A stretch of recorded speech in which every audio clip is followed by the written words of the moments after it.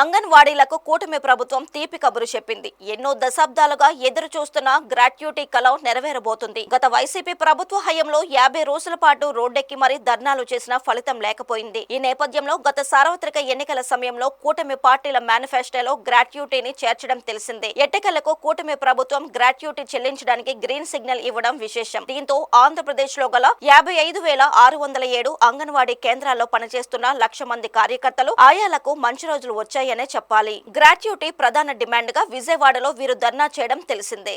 ప్రస్తుతం పదవీ విరమణ చేస్తున్న కార్యకర్తలకు 1,00,000, ఆయాలకు 40,000 మాత్రమే చెల్లిస్తున్నారు. ఏడాదికి 15 రోజులు వేతనం లెక్కించి గ్రాడ్యుటీ చెల్లిస్తారు. సర్వీస్ ఆధారంగా కార్యకర్తలకు 2 లక్షలకు పైగా గ్రాడ్యుటీ అందుతుంది. ప్రస్తుతం కార్యకర్తలకు 11,500, ఆయాలకు 7,000 వంతున వేతనాలు చెల్లిస్తున్నారు. గత సార్వత్రిక ఎన్నికల ముందు వైసీపీ ప్రభుత్వం అంగన్వాడీ సిబ్బంది పదవీ విరమణ వయసు పరిమితిని 62 ఏళ్లకు పెంచడం తెలిసిందే. రాష్ట్రంలో ఏడాదికి 600 మంది కార్యకర్తలు పదవీ విరమణ చేస్తున్నారు. అలాగే మరో 700 మంది వరకు ఆయాలు, మినీ అంగన్వాడీ కార్యకర్తలు రిటైర్ అవుతున్నారు. వీరికి పదవీ విరమణ ప్రయోజనాల కింద ఏటా 8 కోట్ల నుంచి 10 కోట్ల మేరకు చెల్లిస్తున్నారు. ప్రభుత్వం ప్రకటించిన గ్రాడ్యుటీ విధానం అమలులోకి వస్తే ఏడాదికి 20 కోట్ల మేరకు ప్రభుత్వం మీద భారం పడుతుందని అధికారులు అంచనా వేస్తున్నారు. రాష్ట్రంలో ఎమ్మెల్సీ ఎన్నికల కోడ్ ముగియగానే గ్రాడ్యుటీకి సంబంధించిన జీవో విడుదల చేస్తారని సమాచారం.